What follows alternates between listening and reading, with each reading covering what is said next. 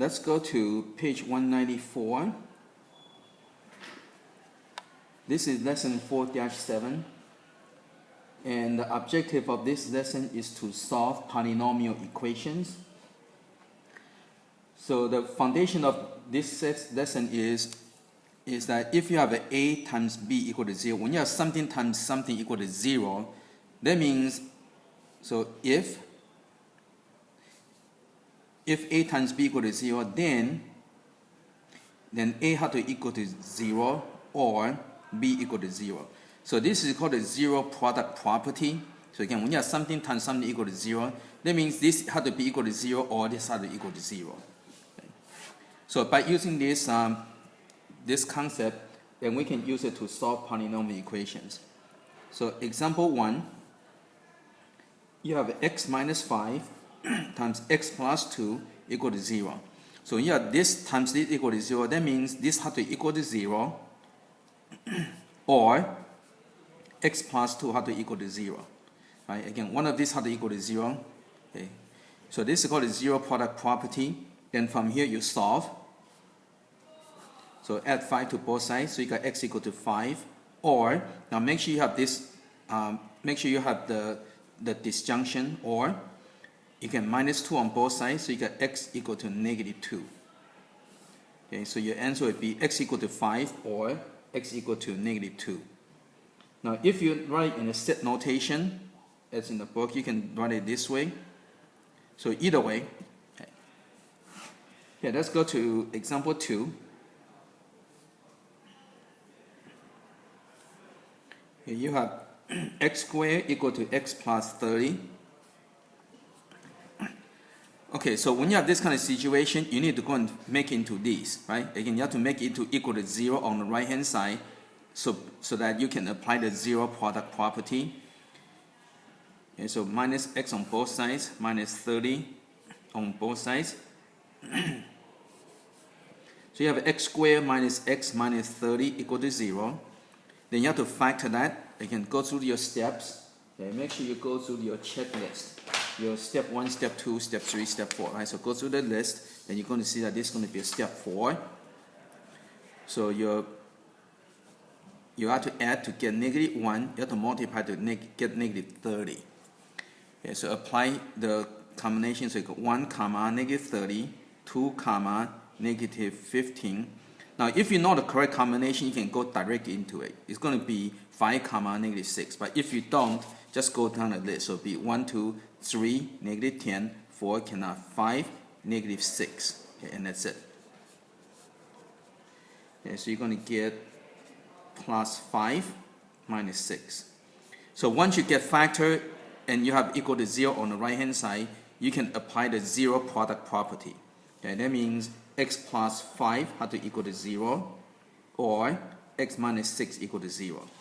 Then you go and solve. So you got x equal to negative 5 or you plus 6 on both sides. Right? Again, you have to do the opposite to cancel, right? So you got x equal to 6.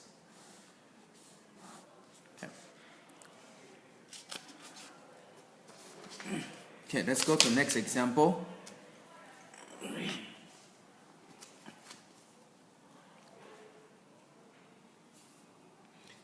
Okay, page 195, example 3. You have 3x squared equal to 4x, 2x minus 1. Okay, so this side is factor, but it's no good. And remember, you need to have it equal to 0 on the right-hand side before you do anything else. So you just go and undo the multiplication. So go and multiply out, so you're going to get 8x squared minus 4x. Okay, and then you're going to move everything to the other side.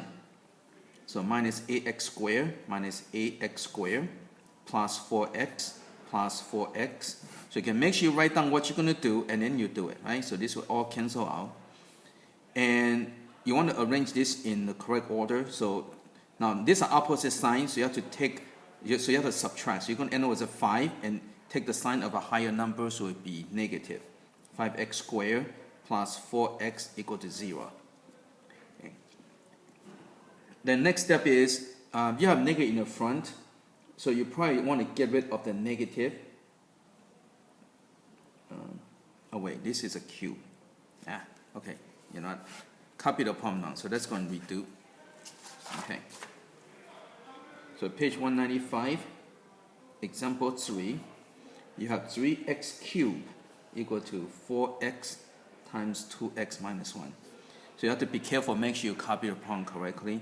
So again, that's going to distribute to multiply out, so you got ax squared minus 4x. So you have to move everything to that side. So minus ax squared plus 4x plus 4x. Okay, so now we can arrange everything in order. So you got 3x cubed minus ax squared plus 4x equal to 0. Okay, so now, once the right hand side equal to 0, then you have to do the factoring. So step 1, common factor, factor out the x. Okay, then after that, this is step 1. Then you have to go to step 4, your master product. So you have to get negative 8, and you have to get 12. Okay, so 1 comma 12. But if you use positive times positive, you're not going to get negative. So you have to use negative times negative. So you got negative 2 comma negative 6, and that's it. Okay. Okay, so you have to undo the 3x squared, so you need to get x and 3x. Right? This times I give you that. So this would be the inside. Right? 3 times negative 2. So again, you have to multiply to get that, right? So 3 times negative 2 give you negative 6. That's the inside. And this would be the outside, so it would be minus 1, minus 2. 1 times negative 2 give you negative 2.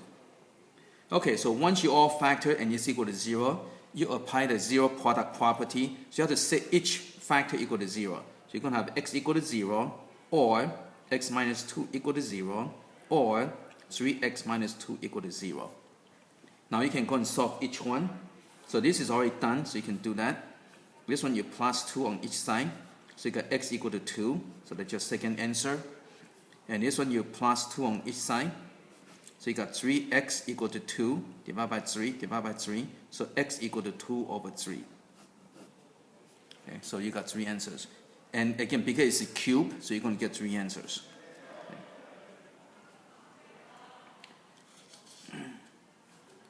Okay, let's go to example 4.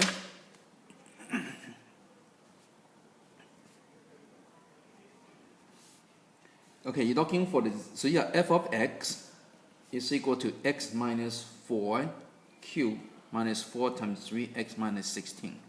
Okay. Okay, so when you say it's looking for the zeros, okay, that means when y equal to 0, so again 0. That means y equal to 0, so set y equal to 0. Okay, again, to find the zeros, you just set the y equal to 0. And after that, you go and solve.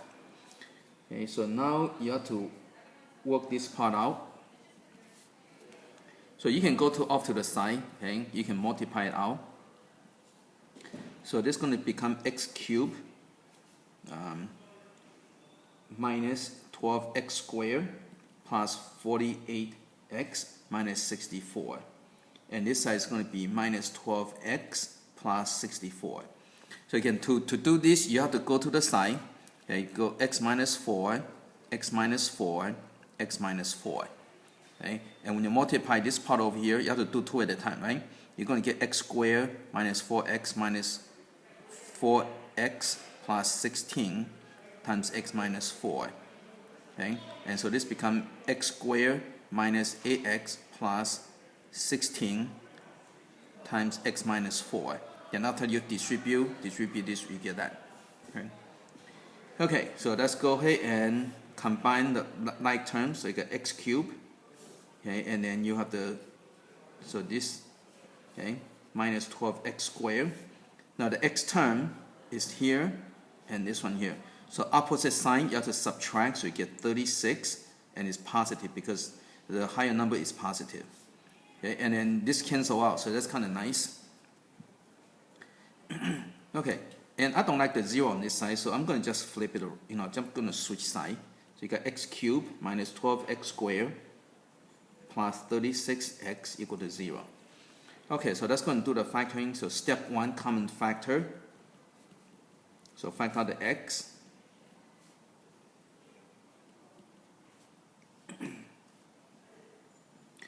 And then from here, you do the factoring. And remember, go through the step, right? So step 1 cannot. Step 2 is a perfect square. So try that. So you're going to get x, and it will be a 6. To match the middle, you need to get minus, right? So you can minus, match that. 2 times 6 is 12, match is match. Okay? And so over here, you're going to get x equal to 0.